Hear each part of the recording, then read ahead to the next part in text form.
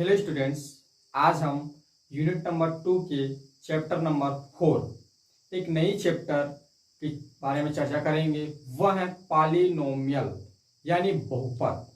तो इस चैप्टर में हम बहुपद के बारे में पढ़ेंगे। बहुपद यानी इसको हम ऐसा समझ सकते हैं कि ये चर और अचर संख्या का कॉम्बिनेशन है। इसमें हम चर और अचर दोनों को पढ़ेंगे। तो इसमें जो चर और अचर जिसमें दोनों शामिल होता है उसको बोलते हैं बहुपद। और बहुपद और समीकरण में सिर्फ एक अंतर होता है। बहुपद जिसको हम इक्वल जीरो मान सकते हैं, माने वो लिखा नहीं रहता, वह बहुपद है। जब उसमें इक्वल जीरो लगा दे तो वह समीकरण बन जाता है। तो याद रखेंगे, इसमें इक्वल जीरो लिखा हुआ नहीं मिलेगा, लेकिन वह इक्वल जीरो हम जब उसको सॉल्व करेंगे तो निकाल सकते हैं। और समीकरण में क्या होता है, वो हमेशा आपको इक्वल जीरो हुआ लिखा मिलता है। तो ये दोनों अंतर है। तो हम बहुपद की आज चर्चा करेंगे। बहुपद में पहुंच जाने से पहले सबसे पहले हम क्या होता है, एक अंकगणित और बीजगणित को समझते हैं कि ये क्या होता है। देखो, अंकगणित और दूसरा देखते हैं हम बीजगणित। ये क्या होता है बीजगणित? तो मैं बता दूं, अंकगणित कहने का अर्थ होता है वह गणित या वह मैथमेटिक्स जिसमें हम क्या करते हैं, अंकों की गणना करते हैं। अब अंकों की गणना, तो अंक बोलूं तो देखो, अंक कहने का अर्थ होता है 1 2 जीरो भी इसमें आता है, 0 1 2 9 तक। ठीक है। संख्या बोलूं तो संख्या बोले तो 10 11, इधर आप जितना लेना चाहें, 10 11 12 100 1000 जितना भी चला जाएगा, वो संख्या कहलाता है। तो अंकगणित में जिसमें अंकों की गणना करते हैं, अंकों यानी ये जो अंक भी रहे और साथ साथ संख्या रहे, जो इन सब संख्याओं की जिसमें हम कैलकुलेशन करते हैं, धन गुणा भाग, जो भी है आपका एडिशन सब्ट्रैक्शन मल्टीप्लिकेशन डिवीजन, जो 4 प्रकार का मुख्यतः जो हमारे जो संक्रियाएं होती है उसकी बात करें। और बीजगणित बोलने का अर्थ होता है जिसमें क्या होता है, हम ये जो बीजगणित होता है इन अंकों को गणित के अंकों के संकेतों द्वारा, यानी क्या होता है बीजगणित में हम क्या करते हैं, जो ये अंकगणित जो होते हैं इसके संकेत को हम कहते हैं। जैसे मान ले जाए, अगर मैं संकेत की बात करूं तो रोमन अंक में हम क्या करते हैं, जैसे रोमन अंक में हम इसको क्या लिखते हैं, ये ऐसा मत समझे इसको, माने बीजगणित के अंतर्गत आप ये समझे जिसमें हम एक्स वाई जेड इसको ऐसा हम अध्ययन करेंगे। ये सब किसके अंतर्गत आएगा, बीजगणित के अंतर्गत आएगा। देखो, बीजगणित और अंकगणित के तुलना में तो तुलना करें तो हम पाते हैं कि बीजगणित क्या होता है, सबसे अच्छा है। माने ये क्या है, इसकी सॉल्यूशन स्पष्ट रहता है और बीजगणित की जो सॉल्यूशन वो स्पष्ट नहीं रहता। यानी दोनों की अगर गणना में तुलना करें तो गणना के लिए परफेक्ट वैल्यू हमें अंकगणित में मिलता है। मेरे कहने का अर्थ होता है भाई, बीजगणित में आप एक्स वाई जेड लेते हैं तो एक्स वाई जेड मानते हैं, तो एक्स वाई जेड क्या होता है, वो बदलते रहता है। ठीक है। और लेकिन अंकगणित में तो अंक फिक्स है ना, 1 2 3 9 8 10 जो भी है आपका। तो अंकगणित और बीजगणित में क्या होता है, यही अंतर होते हैं। ठीक है। अब देखो, बीजगणित और अंकगणित को समझने से पहले कुछ हम जान लेते हैं। पहले तो मैंने आपको बता दिया अंकगणित में ये सब आते हैं। ठीक है। और इसमें हम देखते हैं रोमन अंक को समझ लेते हैं, क्योंकि रोमन अंक का भी आगे प्रयोग होगा। तो रोमन अंक जानते हो, रोमन अंक क्या होता है, रोमन अंक क्या होता है, ये जो हमारे जो नंबर है जिसको हम 1 2 3 लिखे, इसी को दर्शाने का एक और दूसरा तरीका है। जैसे 1 को हम ऐसे लिखते हैं, 2 को 2 खड़ी लाइन, 3 को 3 खड़ी लाइन, 4 को 1 खड़ी लाइन और भी, 5 को भी और 6 को भी डबल 1 आई और 7 को ये। ऐसे आगे हम और लिखते जाते हैं, जो जितने प्रकार की जो नंबर्स होती है उन सबको रोमन अंक में। अब देखते हैं कुछ इसमें हम सम मोर देखते हैं, मैथमेटिकल स्टेटमेंट देखते हैं, कुछ गणितीय कथन देखते हैं। ठीक है। सम मोर मैथमेटिकल स्टेटमेंट देखते हैं। ऐसे लिखा गया स्टेटमेंट। कुछ गणितीय कथन देखते हैं जिसमें आपको गणितीय कथन किसका देखें, हम बहुपद, आपको पता चले कि बहुपद कैसे रहता है। ठीक है। मान लेते हैं, माना एक वर्ग है, ठीक, एक स्क्वायर है जिसकी क्या है लंबाई को हम मान लेते हैं, माने एक भुजा को हम मान लेते हैं, वर्ग की एक भुजा क्या है, ए है। तो आप जानते हैं इसकी परिमाप क्या होगा, परिमाप इसका क्या होगा 4a होगा। ठीक है, ये देखो कुछ समझेंगे इससे पहले आगे हम चलते जाते हैं। मान लेते हैं माना पिता की उम्र क्या है, माना पिता की जो आयु है पुत्र की आयु की दुगनी से 6 अधिक है। तो मान लेते हैं माना पिता की आयु x मान ले। अभी देखो मैंने क्या पढ़ा, अभी मैंने पढ़ा कि पिता की आयु पुत्र की आयु के 2 गुने के 6 गुना अधिक है। यानी ये बोलने का अर्थ है माना, पहले मान लेते हैं सपोज माना पिता की आयु को अगर x ले ले, पिता की आयु क्या ले ले x, और पुत्र की आयु को हम ले ले y। तो मैंने जो स्टेटमेंट पढ़ा उसके अनुसार क्या होगा, जो पिता की आयु है पुत्र की आयु की दोगुनी और 2y प्लस 6 अधिक है। तो ये क्या बन गया, एक देख रहे हैं ये बहुपद बन गया, समीकरण बन गया। ठीक है, अब देखो दो संख्या एक दूसरे को थीटा कोण बनाती है। मान लीजिए एक और स्टेटमेंट दे दे, दो रेखाएं, दो संख्या नहीं दो रेखाएं एक दूसरे से मतलब एक दूसरे को जब काटती है एक दूसरे से थीटा कोण बनाती है, थीटा कोण बनाती है। थीटा को जैसे मान लीजिए कोई एक रेखा है और मान लीजिए दूसरी रेखा काट देती है, यहाँ पर क्या होता है कोण बनेगा, तो कोण को क्या नाम देते हैं थीटा है। उसी प्रकार देखो ये हमने मान लीजिए अगर हम बात करें, जैसे मान लो जब मूलधन दिया है आपको, ठीक है, मूलधन दर समय दिया रहे, तब ब्याज निकालने के लिए साधारण ब्याज निकालने का आपके पास फार्मूला क्या होता है। अगर ये सब दिया रहे तो साधारण ब्याज निकालने का क्या फार्मूला रहता है आपके पास, सिंपल इंटरेस्ट जब निकालते हैं तो सिंपल इंटरेस्ट का आपके पास फार्मूला होता है P इंटू आर गुणित टी बाई 100। यहाँ पर आप मुझे बता सकते हैं P क्या है, P आपका मूलधन है, दर क्या है आपका R है, और समय क्या है T है, जिसको 100, ये हमारे पास एक फार्मूला होता है। तो देखो मेरे इतने सब बताने का एक मतलब है कि हम देख रहे हैं कि ये सब किसके अंतर्गत आएगा, हमारे बहुपद के अंतर्गत आएगा, इन सबको हम बहुपद मानेंगे। तो इसमें हम देख रहे हैं कि बहुपद में क्या होता है, हम अंक और मतलब अंकों को भी लेते हैं और जो चर अचर होते हैं उनको भी लेते हैं। तो दोनों का जो कॉम्बिनेशन रहता है वह हमारा क्या कहलाता है, बहुपद कहलाता है। आप थोड़ा सा देखो इन दोनों में अंतर समझेंगे। ये अंक और बीजगणित में देखो क्या होता है, अंतर क्या है। देखो जो अंकगणित होगा ये क्या होता है, ये 1 2 3 ही है, और बीजगणित में आप देख रहे हैं कि इसको हम क्या कर रहे हैं, संकेतों में दर्शा रहे हैं। जैसे किसी कोण को हम क्या लिख रहे हैं, थीटा लिख रहे हैं। यहाँ पर आप देख रहे हैं मूलधन को हम P लिख रहे हैं, दर को हम R लिख रहे हैं, समय को हम T लिख रहे हैं, यानी इसको संकेतों में दर्शा रहे हैं। तो ये अंतर है बीजगणित और अंकगणित में, और दोनों का कॉम्बिनेशन होता है तो ये बहुपद का रूप ले लेता है।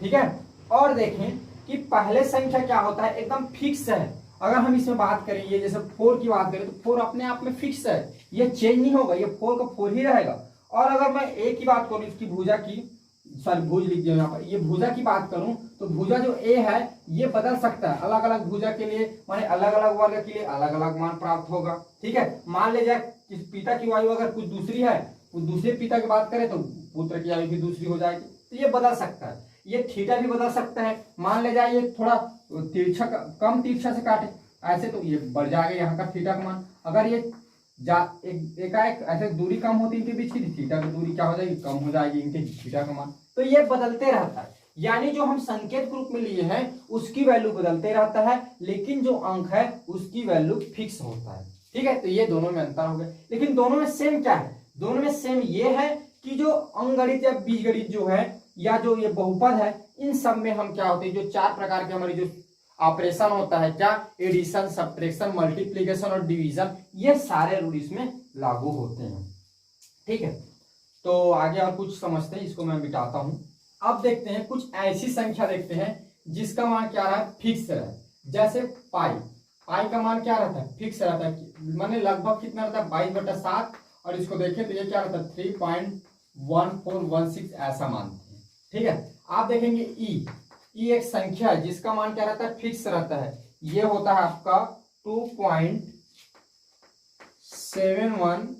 ठीक है, 8281 8285, ये क्या है, इनकी जो वैल्यू क्या है, फिक्स है। अब ऐसी संकेत देखेंगे जिनकी वैल्यू फिक्स रहती है। अभी तो हमने ऐसा देखा, अभी जब हम पढ़ रहे थे ऊपर में तो हमने XYZ देखा जिसमें XYZ की वैल्यू फिक्स नहीं है, लेकिन अब हम देख रहे हैं कि ऐसा हम संकेत देख रहे हैं, जैसे पाई देख रहे हैं और ये जो ई देख रहे हैं, इन दोनों की क्या है वैल्यू जो मान है ये फिक्स है एक प्रकार से। हालांकि ये आगे भी जाता है, लेकिन हम क्या करते हैं ये पाई को इतना तो मानते हैं 22/7 या 3.1416 ले लेते हैं। तो इन ऐसा एक संकेतन है जिसमें क्या होती है, इसकी वैल्यू क्या है फिक्स है। जैसे मान ले जाए हम अब कुछ और इस पे देखते हैं और समझने की कोशिश करते हैं। मान लीजिए किसी वृत्त की अगर व्यास ले जाए, कोई वृत्त है तो वृत्त के हम क्या करते हैं व्यास को मानते हैं क्या d माने, और परिधि को हम क्या ले लें, ठीक है, ये परिधि को हम क्या ले लें, यदि हम परिधि को क्या मान लें p मान ले, परिधि क्या मान ले हम p मान ले, तो हम इसको क्या कर सकते हैं p को हम लिख सकते हैं पाई d।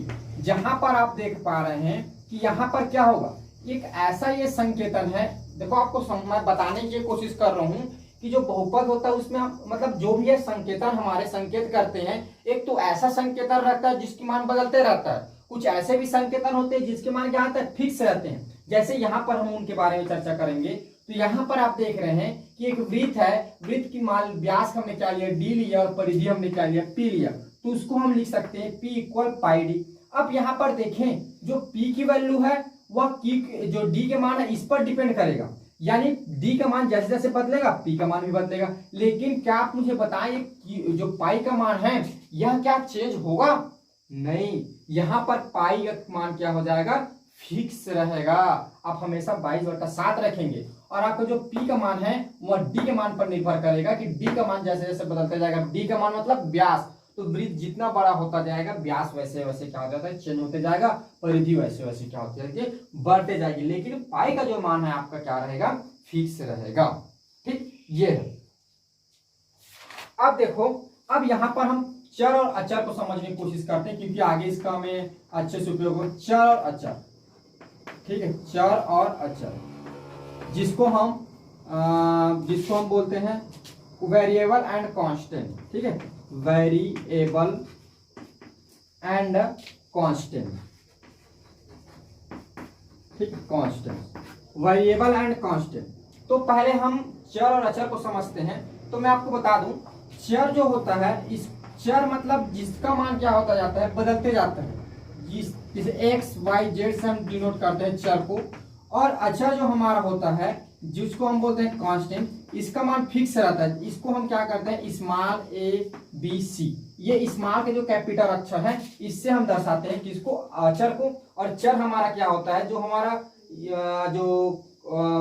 बोला जाए अंग्रेजी वर्णमाला के जो कैपिटल जो वर्ण होते हैं उससे हम क्या करते हैं चर को दर्शाते हैं और स्मॉल से हम अचर को दर्शाते हैं। अब थोड़ा सा इसको चर और अचर क्या होता है इसको हम एग्जांपल समझने की कोशिश करेंगे। देखो, अगर मैं बोल दूं एक कोई सन है उसमें ईयर की संख्या, उसमें मतलब मंथ की संख्या, यानी वर्ष में क्या होगा मंथ की संख्या। एक अगर वर्ष दे दूं आपको कोई भी वर्ष, और उसमें जैसे मैं बोल दिया 2009 में महीनों की संख्या, मंथ की संख्या। तो 2009 में महीनों की संख्या की अगर बात करूं तो महीनों की संख्या, देखो महीनों की संख्या आप समझने की कोशिश करो कि चर और अचर क्या चीज होता है। मैं ये ऊपर वाला चर का एग्जांपल है और नीचे वाला अचर का एग्जांपल। जैसे मैं 2009 लिख दे वर्ष, ठीक है, तो महीनों की जो संख्या है, ठीक है, महीनों की संख्या क्या है आपकी, महीनों की संख्या यहाँ क्या है, देखो अगर 2009 में मैं महीनों की संख्या बात करूं तो 2009 में क्या होगा, महीनों की संख्या कुछ भी हो सकता है, जनवरी, फरवरी, मार्च, अप्रैल, माने इसमें से कुछ भी आ सकता है, जनवरी भी हो सकता है, फरवरी भी हो सकता है, मार्च भी हो सकता है, अप्रैल भी हो सकता है। ये बहुत सारी क्या हो सकती है, आपका 12 प्रकार की महीना में से कोई भी महीना हो सकता है ना। और अगर मैं 2009 वर्ष की बात करूं तो वर्ष क्या है हमारा एक फिक्स है, 2009 भी रहेगा। क्या वो 2010 2008 हो सकता है, नहीं। तो ये क्या है हमारा, ये फिक्स है। तो हम इसको हम अचर बोलेंगे, इसकी वैल्यू बदल नहीं सकती। और ये महीनों की जो संख्या है यह क्या है हमारे चर मान है, वेरिएबल है, इसकी जो मान होगा ये जो जिस महीने के लिए लेना चाहे उसके लिए वो क्या हो सकता है, बदल सकता है। तो ये समझ लिया। मान लिया जाए अगर मैं एक और एग्जांपल दूं, चलिए एक और एग्जांपल समझते हैं। क्लास 10th में विद्यार्थियों की संख्या, ठीक है। अब देखो एक विद्यार्थी की संख्या लेते हैं। क्लास 10th में एक विद्यार्थी की संख्या, तो क्लास 10th में क्या करें हम, एक विद्यार्थी की संख्या की बात करें, ठीक है, तो क्लास 10th में एक विद्यार्थी की संख्या, तो मुझे बताएं विद्यार्थी की जो संख्या होगी यह क्या ये चर होगा कि अचर होगा? विद्यार्थी की संख्या, ठीक है, और क्लास 10th हमारा क्या होगा? तो इस पर थोड़ा विचार करते हैं। देखो विद्यार्थी एक विद्यार्थी है ना आपके क्लास 10 में, तो आप अगर तुलना करें आपके क्लास 10 में, मान लीजिए कक्षा एक ही है, वो तो फिक्स है ना, तो ये हमारा क्या होगा? अचर होगा। अब देखो जो हमारा जो विद्यार्थी है वह अचर कैसे होगा?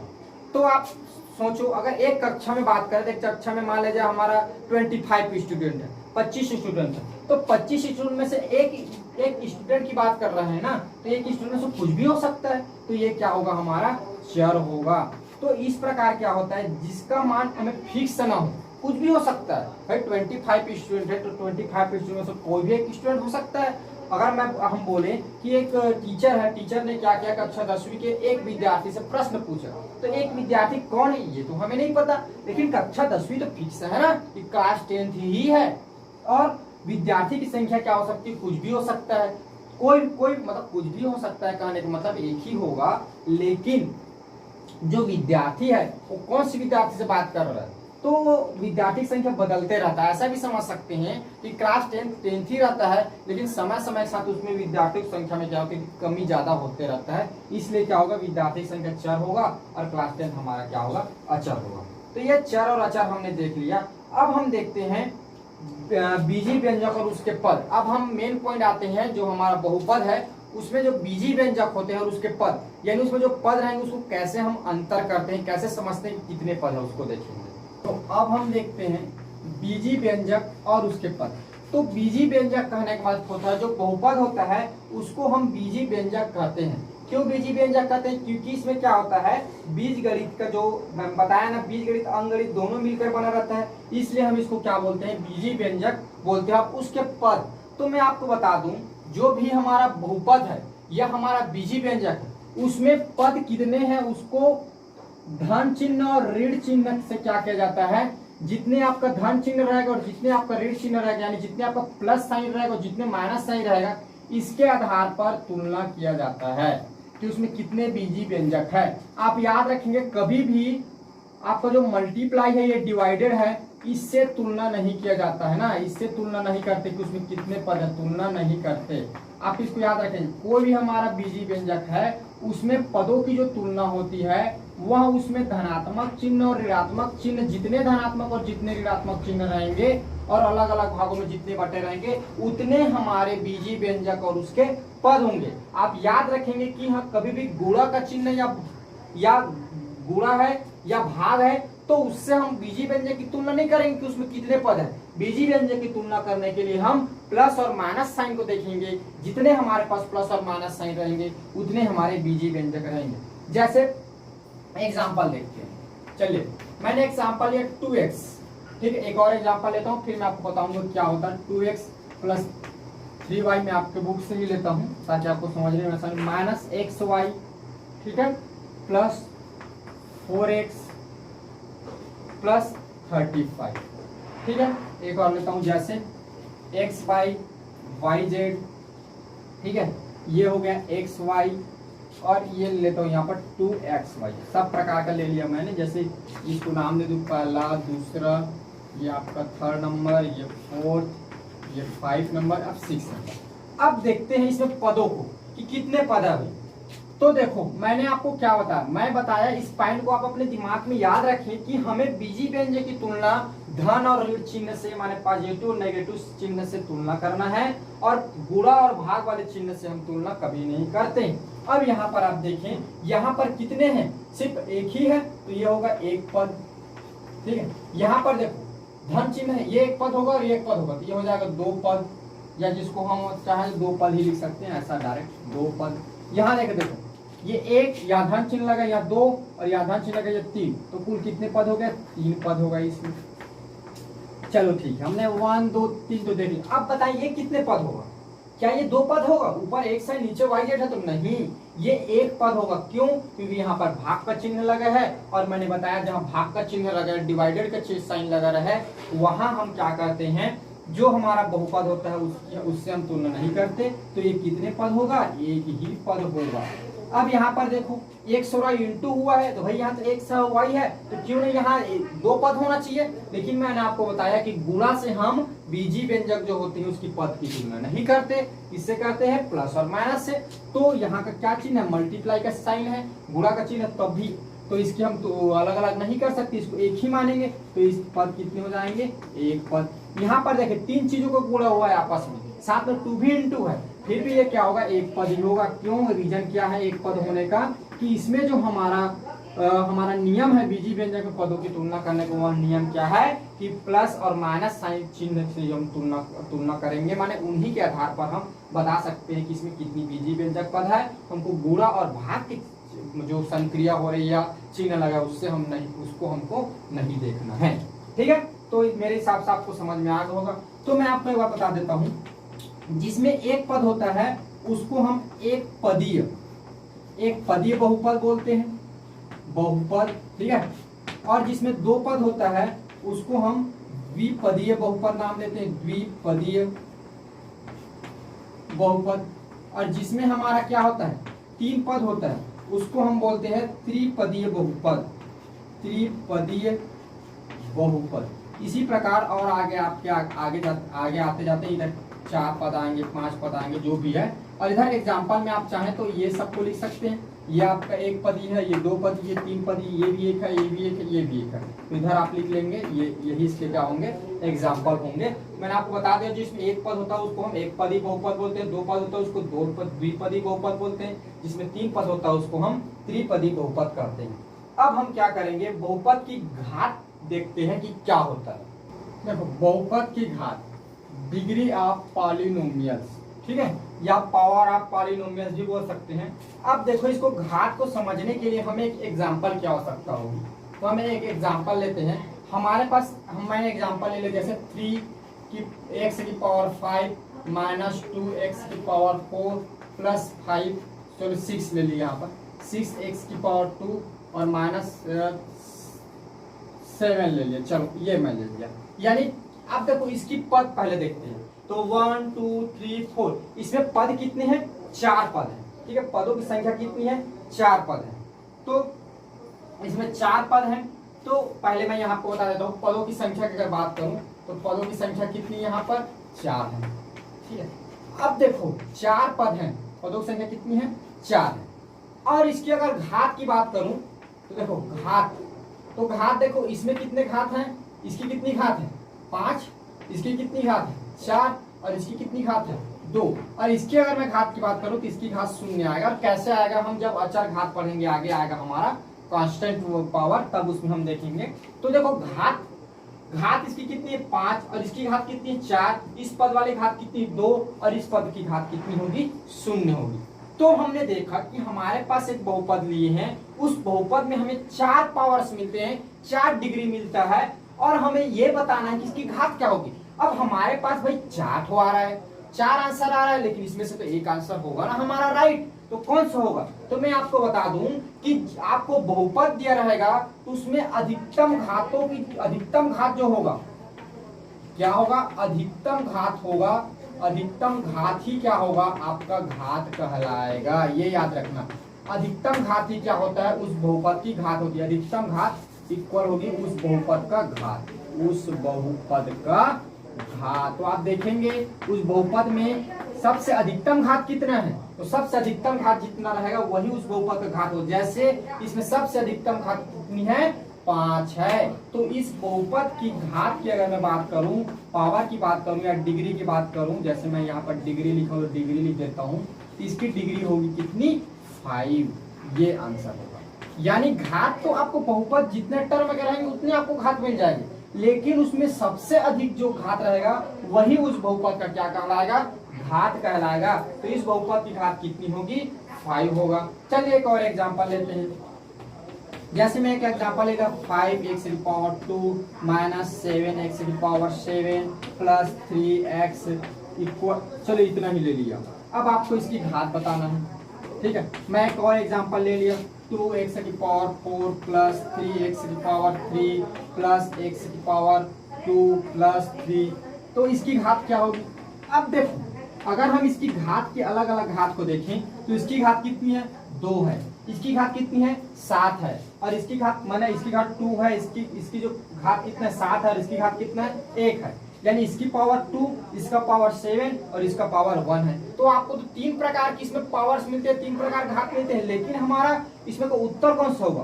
तो मैंने आपको बताया कि जितना मतलब जो बड़ा रहेगा पावर, यानी जिसमें सबसे अधिकतम घात रहेगा, जितना अधिकतम घात है वही इस जो बहुपद है इसका घात होगा। तो इस बहुपद में कितनी सबसे अधिकतम घात है 7, तो 7, तो इस बहुपद की जो पावर होगी, इस बहुपद का जो घात होगा कितनी होगी 7 होगा। अब देखो इसमें घातों को देखते हो जाओ, ये 4 है, ये 3 है, ये 2 है, अगर यहाँ पर कुछ नहीं है तो 0 रहेगा, आगे कैसे होगा हम देखेंगे। तो देखो 4 है, 3 है, 2 है, 0 है, तो सबसे अधिक कौन है, माने सबसे अधिक नंबर कौन सा 4 आएगा ना हमारा। तो सबसे अधिक नंबर को हम क्या बोलते हैं, इसकी पावर बोलेंगे, तो ये इसकी पावर कितनी हो जाएगी 4 होगा। ठीक है, यानी आपने क्या समझा, किसी बहुपद की जो पावर होगी, किसी बहुपद का जो घात होगा, तो वह उस बहुपद में सबसे बड़ी जो घात होगा वही क्या कहलाएगा, उस बहुपद का घात कहलाता है। आप इसको याद रखेंगे। ठीक है, तो मेरे हिसाब से आपने तो घात को समझ लिया। अब चलिए मैं आपको बता रहा था, नीचे क्या बता रहा था, अचर बहुपद देखते हैं। चलिए ये जो बताया ना कैसे 0 होता है, अचर बहुपद, अचर बहुपद, ठीक है, कांस्टेंट पॉलिनोमियल, ठीक है, कांस्टेंट पॉलिनोमियल देखते हैं। ठीक है, अब देखो थोड़ी सी हम विचार करेंगे, एक नंबर लेते हैं 6 और 7, क्या लिए हमने 6 लिया और 7 लिया। अब थोड़ा सा आप देखो, हम 6 को चाहें तो 6 x की पावर 0 लिख सकते हैं, और इसको हम लिख सकते हैं 7x की पावर 0। वाई, क्यों लिख सकते हैं भाई हम पावर 0? रीजन क्या है? तो आपको पता है, मैंने आपको जब घातांक वाला चैप्टर पढ़ा रहा था आपको बताया कि कोई भी संख्या है अगर उसकी पावर क्या हो जाए 0 हो जाए तो हमेशा कितना प्राप्त होता है, हमें 1 प्राप्त होता है। तो आप बोल सकते हैं कि इसको हम क्या कर सकते हैं 6 into 1 लिख सकते हैं, ये 7 into 1 हो जाएगा। तो क्या ये 7 आएगा, ये 6 आएगा और ये 7 आएगा। क्यों? क्योंकि x की पावर 0 है, और हम जानते हैं किसी की भी संख्या है या कोई भी रहे जिसकी पावर 0 हो जाए उसकी वैल्यू क्या प्राप्त होता है 1 आता है। तो क्या होगा, इसको हम x की पावर 0, इसको 7x की पावर 0 लिख सकते हैं। अब आपने देखा कि घात देखने के लिए हम क्या करते थे भाई, जो अचर संख्या जो है, जैसे अभी हमने देखा ये अचर संख्या में लगी जो घात है, ठीक है, अचर संख्या में जो लगी जो घात है, अचर संख्या बोलता हूँ, सॉरी, चर संख्या में जो लगी जो घात है उस घातों को हम देखते थे, और चर संख्या की जितनी अधिक घात होती थी, जिस चर माने वो पूरे जो बहुपद है उसमें जो चर है उसमें जितनी अधिक घात होती थी वही क्या कहलाता था, उसका घात कहलाता था। तो यहाँ पर एक क्या है, चर है, सॉरी चर क्या है, यहाँ पर x है, यहाँ पर क्या x है। अब इसकी चर को देखकर बताइए, इसमें चर है तो इसकी चर में कितनी पावर लगा हुआ 0, इसमें चर में कितनी पावर लगा हुआ है 0। तो हम बोल सकते हैं ना कि जो हमारा जो अचर संख्या होता है उसको बहुपद मतलब देखें, यानी कांस्टेंट पॉलिनोमियल में देखें तो जो अचर संख्या होती है उसकी जो पावर होती है वो कितना होता है 0 होता है, उसकी जो घात होता है वो कितना होता है 0 होता है। ऐसा हम बोल सकते नहीं, होता ही है। ठीक है, यानी हमने यहाँ पर देखा कि जो हमारा अचर जो नंबर होता है उसकी घात कितनी होती है 0 होती है। इसीलिए मैंने आपको बोला कि यहाँ जो 7 की जो पावर होगी वह क्या मिलेगा, हमें 0 मिलेगा। अब देखो आपको यहीं पर मैं एक बात बताना भूल गया हूँ, घात जब बता रहा था मैं तो आपको घात में एक चीज में बताना भूल गया। जैसे देखो घात जब देखा है तो मान ले जाए, एक मैं एग्जाम्पल लेता हूँ, ये 2 और ये 3, यहाँ पर मैं लिखा 2xyz, यहाँ मैं लिख दिया xy और यहाँ लिख दिया मैं x² और y लिख दिया। एक चौथा एग्जाम्पल ले लेता हूँ, मैंने लिख दिया x² और y²। अब मुझे आपको इसकी घात बताना है। ठीक है, मैंने इस वाले ऐसा क्वेश्चन का आपको घात नहीं सॉल्व कराया था, ये आपको इसकी घात बताना है। तो देखो अगर ऐसा रहे कभी भी, अगर इनटू में रहे बहुत सारे जो क्या होते हैं चर जो है, ये सब क्या है चर है, वेरिएबल है, इसकी मान बदलते रहता है। तो जब चर क्या रहे 2 और 3 चर एक साथ जब क्या हो इनटू रहे तो हम क्या करेंगे, जो जितने चर दिए गए हैं उसकी सब की जो क्या करेंगे, जो पावर है उस चर की उस पावर को ऐड कर देंगे तो वह क्या होगा इस वाले पूरे जो ये एक प्रकार का जो टर्म है, इस पूरे के अगर हमें क्या करना होगा, पावर ज्ञात करना है। जैसे हम क्या करते थे, ये एक टर्म है, पहला पद है, तो इसकी पावर क्या है, 1 से की पावर 5 है, तो इसकी पावर हम 5 बोल दिए। उसी प्रकार क्या होगा, एक टर्म है तो भाई इसकी पूरे हमें पहले पावर निकालना होगा ना, तो पूरे पावर निकालने में क्या करेंगे, इसमें जो जितने भी चर हैं उस चर के सबके घात को लेंगे कि कितनी घात 1, ये घात 1 है, इसमें भी घात 1 है, इसकी मतलब पावर 1 1 है। तो उनकी सारे जितने हमारे पास चर हैं, जितने वेरिएबल टर्म हैं, उन सबके चरों उनकी जो पावर होगी उसको हम ऐड कर देंगे, और पावर को ऐड करने पर जो आएगा वही हमारा उसका जो टर्म है उसकी घात होगी। जैसे इसकी पावर क्या है, 1 है, इसकी पावर 1 है, इसकी पावर 1 है, 1 1 2 और 2 में 1 जुड़ा तो 3, यानी इसकी पावर कितनी होगी, 3 होगी। अब देखो यहाँ पर क्या है, x और y सिर्फ दो चर है, इसकी पावर 1 है, इसकी पावर 1 है, तो दोनों की पावर जुड़ जाएगा, कितना हो जाएगा 2, तो इसकी घात कितनी हो जाएगी 2।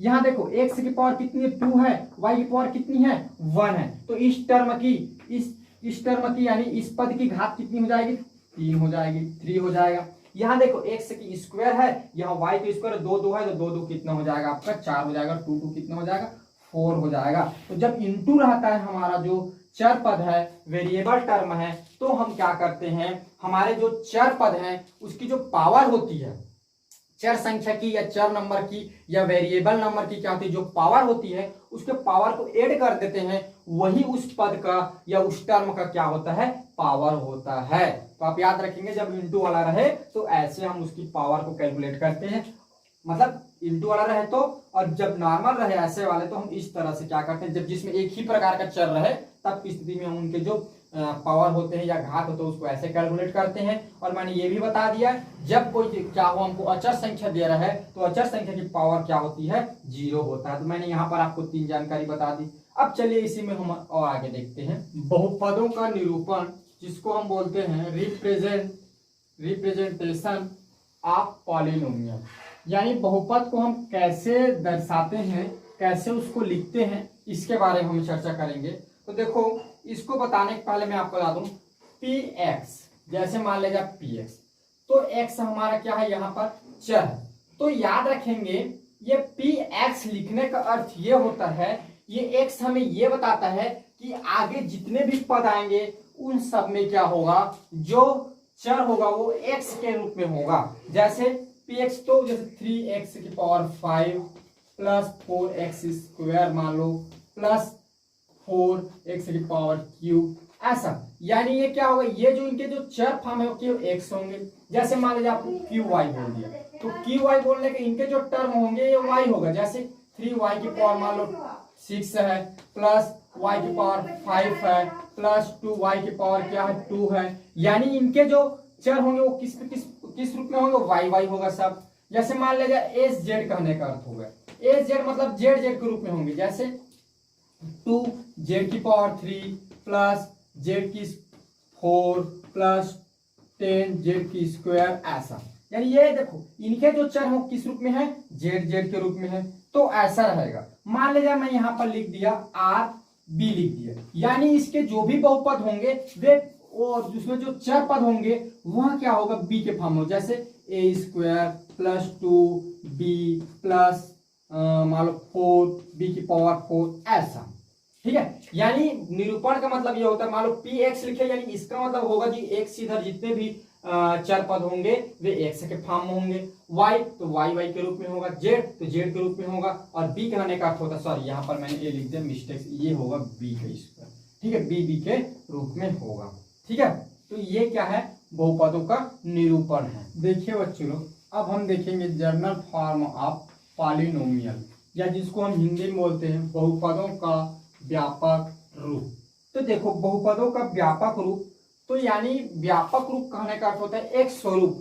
जैसे मनुष्य का कुछ स्वरूप होता है, जानवर कैसे हम पहचानते कैसे, भाई ये पक्षी है, ये जानवर है, ये मनुष्य होता है, तो उनकी एक आकार फिक्स होती है। उसी प्रकार क्या होते हैं, बहुपदों की जो संरचना है वह फिक्स होता है, जिसको हम बोलते हैं व्यापक रूप। तो इसके कुछ रूल हैं, या वह बहुपद होने गए तो याद रखेंगे आप रूल को कि कोई जो बहुपद है वह बहुपद होगा, उसको कैसे पहचानेंगे। ठीक है, तो पहला है देखो मैं शॉर्ट में लिखूंगा और आपको मैं बोल बोल के लंबे में समझाते जाऊंगा, आपको लिखना है तो आप लिख सकते हैं। देखो पहला, एक बहुपद के किसी भी पद में चर हर में, देखो फिर से बोल रहा हूं, एक बहुपद के किसी भी पद में चर हर में नहीं होते। कोई बहुपद है उसके जो चर है, बहुपद के जो चर माने हर में क्या नहीं होते, हर में चर नहीं होता है, चर मान नहीं होता, ये याद रखें, पहला नहीं होता है, हर में आपका चर मान नहीं होना चाहिए, नहीं होता है। माने आप कोई भी बहुपद लिख रहे हैं उसका जो हर है यानी नीचे है, वो जो वेरिएबल है नीचे क्या रहता है, माने नीचे जब मतलब चर जो है एक्स वाई जेड ये नहीं होना चाहिए, वेरिएबल टर्म नहीं रहेगा। सेकंड आपको ये बोलना चाह रहा हूं, सेकंड क्या है, बहुपद के प्रत्येक पद में चर का घातांक ऋणोत्तर पूर्णांक होता है। माने बहुपद की जो घात होगी, इसकी जो घात होगा ये हमेशा आपका क्या होगा, ऋणोत्तर पूर्णांक होगा, ऋणोत्तर पूर्णांक। यानी ऋणोत्तर पूर्णांक को आप अंग्रेजी में समझे, ऋणोत्तर पूर्णांक कहने का अर्थ होता है नॉन नेगेटिव इंटीजर, सॉरी हाँ non negative integer, non negative integer. अब देखो आपको समझ में आ गया होगा कि नॉन नेगेटिव इंटीजर्स क्या होते हैं। तो देखो चलो, नॉन नेगेटिव इंटीजर्स कहने का मतलब होता है जो घात है उसमें ऋणोत्तर पूर्णांक, नॉन नेगेटिव पहले समझो, नॉन नेगेटिव जो नेगेटिव न हो यानी जो ऋणात्मक न हो। अभी आपको मैंने एग्जांपल बताया तो आपने देखा कि मैंने जितने ही बहुपद कभी घात वाला बताया था, क्या उसके घात में कभी ऋणात्मक वाला पद आया था? नहीं। यानी बहुपद का जो स्वरूप होगा उसके घात में क्या मिले, घात जो है वह ऋणात्मक पूर्णांक नहीं होना चाहिए, पॉजिटिव होगा और जीरो भी हो सकता है लेकिन नेगेटिव नहीं होगा बहुपद का ऋणात्मक पूर्णांक। ठीक है, ये दूसरी बात जानी। तीसरी बात हम जानते हैं, तीसरी बात हमारा क्या है, प्रत्येक पद का संख्यात्मक गुणांक वास्तविक संख्या होता है। माने जितने भी पद हैं, पद का जो संख्यात्मक गुणांक है, संख्यात्मक गुणांक, ठीक है, वह क्या होना चाहिए, वास्तविक संख्या होना चाहिए। वास्तविक संख्या, वास्तविक संख्या मतलब क्या होना चाहिए, रियल नंबर होना चाहिए। इसका कहने का मतलब ये होता है रियल नंबर होना चाहिए। देखो आपको पता है कि हमारे जो नंबर्स होते हैं उसमें रियल और इमेजिनरी दो प्रकार के आते हैं, जिसमें हम रियल नंबर बात कॉम्प्लेक्स नंबर की बात करते हैं जिसमें आयोटा आता है, तो वह नहीं होना चाहिए, ये बोलना चाह रहा है। वास्तविक संख्या होना चाहिए। आपके जो पद के जो संख्यात्मक जो गुणांक होते हैं जैसे 2x y 2x yz, तो उसमें 2 जो है क्या है, रियल नंबर है, तो वही बोलना चाह रहा है जो आपके जो संख्या जो रहेंगे x y z के जो गुणांक रहेंगे वह क्या होना चाहिए, वास्तविक रहना चाहिए। ठीक है। तीसरा इसमें चौथा आपका एक पॉइंट है कि बहुपद के प्रत्येक पद में चर का घात भिन्न संख्या नहीं होना चाहिए। देखो जो चर है तो चर की जो पावर होगी, चर का जो घात होगा, यह क्या होना, चौथा पॉइंट क्या है, भिन्नात्मक नहीं होना चाहिए, भिन्नात्मक नहीं होना चाहिए, नहीं होना चाहिए। अब देखो भिन्नात्मक नहीं होना चाहिए का अर्थ क्या होता है, देखो भिन्नात्मक नहीं होना चाहिए का अर्थ से मैं आपको बताता हूं।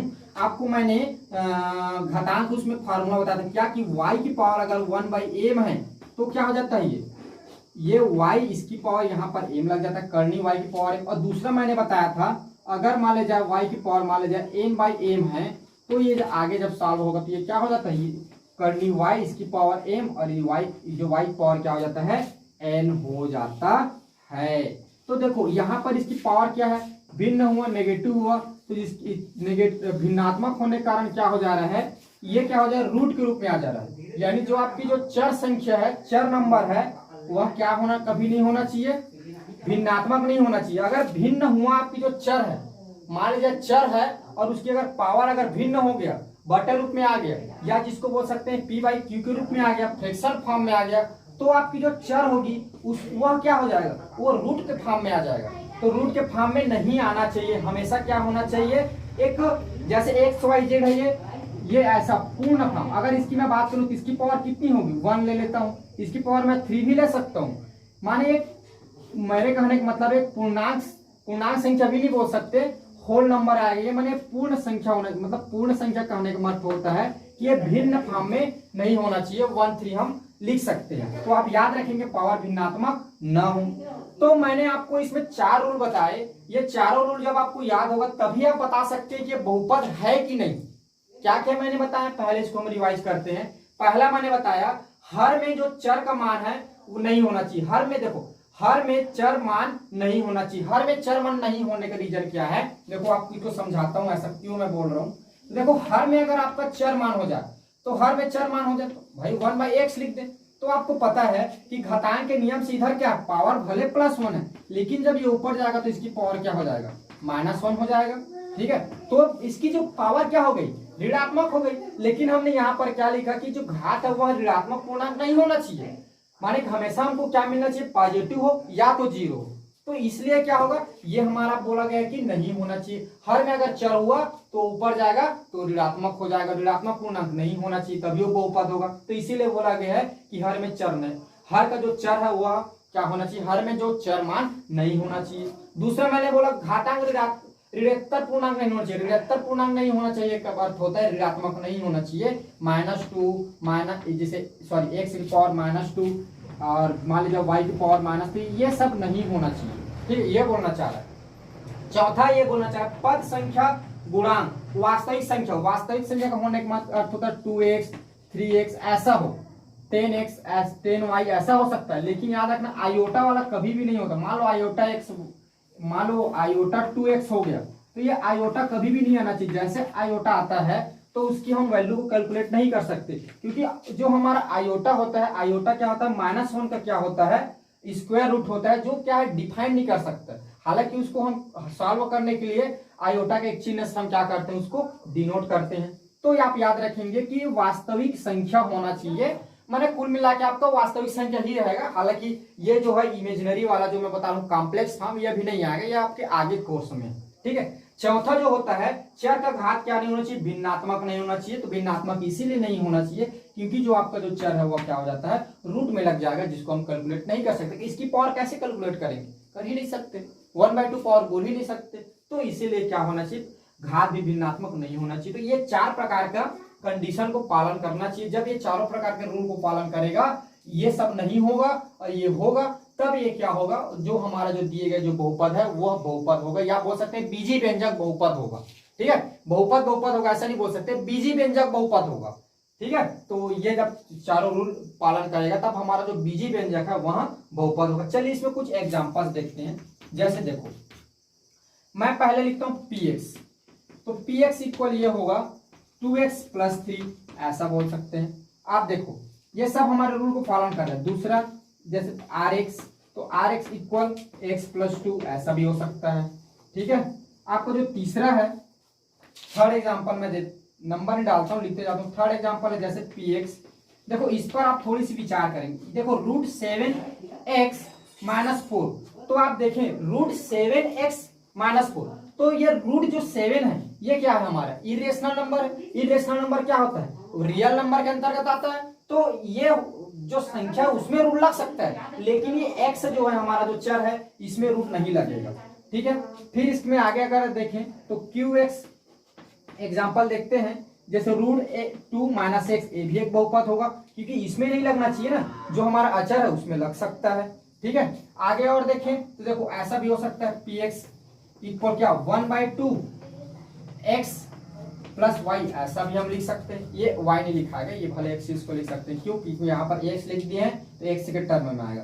यानी ये आपका क्या हो सकता है, एक रेशनल नंबर हो सकता है। ठीक है, क्योंकि रेशनल नंबर भी रियल नंबर के अंतर्गत आता है। ये हमारे रूल का पालन कर रहे हैं। ठीक है, एक और एग्जांपल देता हूं आपको, ये ऐसा भी हम लिख सकते हैं, ये ऐसा भी लिखा हुआ मिलेगा, ये भी हमारा क्या होगा, पॉलिनोमियल होगा, बहुपद होगा। तो आप याद रखेंगे हमारा जो अचर है ये हो सकता है, लेकिन चर कभी भी क्या नहीं होगा, जो मतलब रियल नंबर होगा, वो इरेशनल नंबर मतलब कॉम्प्लेक्स नंबर नहीं होना चाहिए, ये कहना चाह रहे हैं। ठीक है, तो मेरे हिसाब से आपको ये जो बहुपद का जो रूप है, स्वरूप है, ये आपको समझ में आ गया होगा। देखो अब हम देखेंगे गुणांक।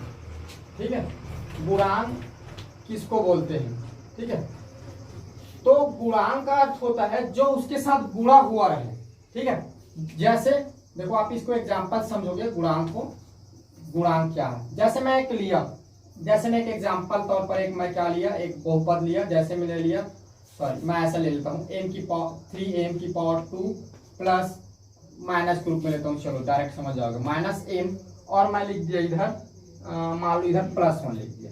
अब मैं आपको बोला m स्क्वायर का गुणांक, तो m स्क्वायर का गुणांक कहने का मतलब m स्क्वायर साथ कौन सी संख्या गुणा हुआ है, 3 गुणा हुआ है तो 3 आएगा।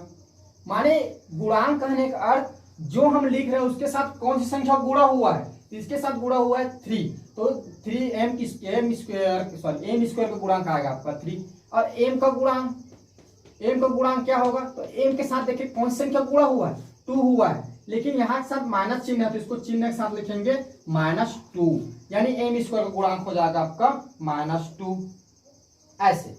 अब देखो मैं आपको एक चीज और बता रहा हूं व्यापक रूप में।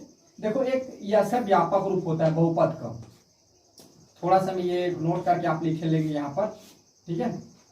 जो आपका जो एक घाती जो होता है, एक घाती बोलने का मतलब एक घात जो होता है, देखो एक घात जो बहुपद होता है उसका व्यापक रूप होता है x + b, और द्विघाती जो बहुपद होता है उसका व्यापक रूप होता है ax + bx + c, ठीक है। ये एक घाती है, एक घाती बहुपद है ये आपका द्विघाती बहुपद है।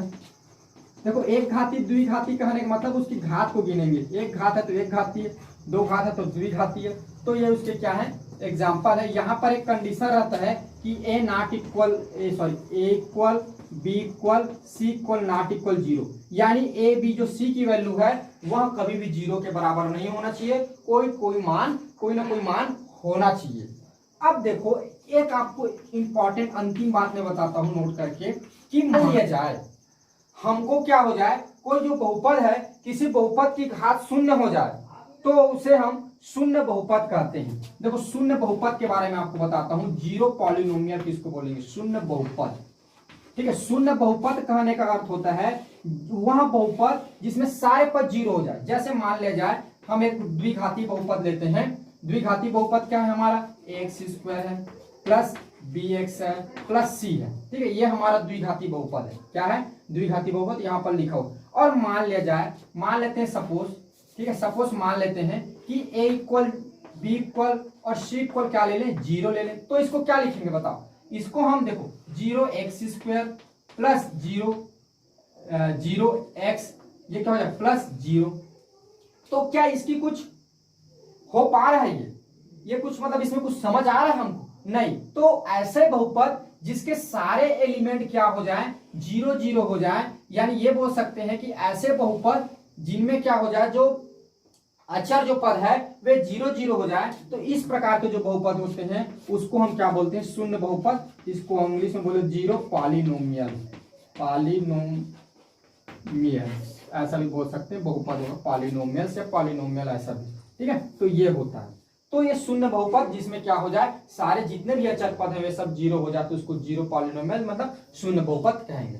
तो इस प्रकार ये क्या होते हैं बहुपद की कुछ बेसिक जानकारी है। आगे हम इसमें जो आने वाले आपकी जो प्रश्नावली है उस पर विचार करेंगे अगले क्लास में, ठीक है। तो आज हम यहाँ तक देखेंगे, हमने देखा, पुनः एक बार आप रिवाइज कर ले, हमने क्या क्या देखा। सबसे पहले हमने बहुपद को जाना कि बहुपद कैसे बनता है, फिर बीजी व्यंजक के पदों को जाना, पदों में हमने देखा कि क्या होता है, हम धन और ऋण चिन्ह प्लस और माइनस चिन्ह द्वारा हम क्या करते हैं, जो हमारा बीजी व्यंजक जो पद होते हैं उसको अलग करते हैं।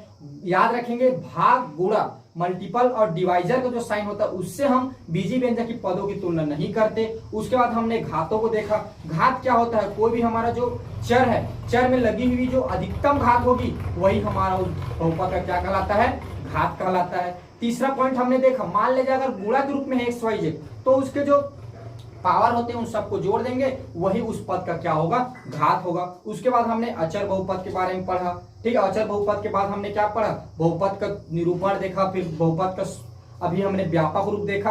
अब हम देख रहे हैं क्या, मैंने गुणांक बता दिया आपको, और उसके बाद ये भी बता दिया कि एक घाती जिसमें एक घात होते हैं, देखो इसकी घात कितनी होगी, अचर है ना, ए भी तो आपका चर है भाई, सॉरी ये अचर ए भी क्या आपका अचर है, और चर की पावर कितनी है 1 है, तो इसकी क्या होगी, एक घात है तो इसकी एक घाती बहुपद बोलेंगे। यहाँ देखो अधिकतम 2 घात है, 2 घाती बहुपद ये बताया, और शून्य बहुपद बताया कि जिसमें क्या हो जाए जितने भी चर है, चर वैल्यू बोलता हूँ, अचर वैल्यू है, वो सारे क्या हो जाए, जीरो हो जाए, तो वहाँ क्या कहलाता है, शून्य बहुपद कहलाता है। तो इस प्रकार अगली क्लास में हम आपके प्रश्नावली पर चर्चा करेंगे। आज के लिए इतना ही। Thank you.